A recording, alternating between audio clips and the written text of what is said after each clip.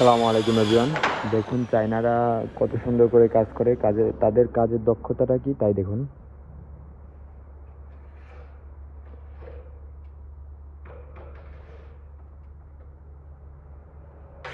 অনেক সুন্দর করে তারা কাজ করতে পারে। যে কোনো জিনিস তারা মনোযোগ দিয়ে কাজ করে। আপনার ছোট জিনিস হোক এবং বড় জিনিস হোক, তারা সবই সমান চোখে দেখে এবং সমান চোখে কাজ করে।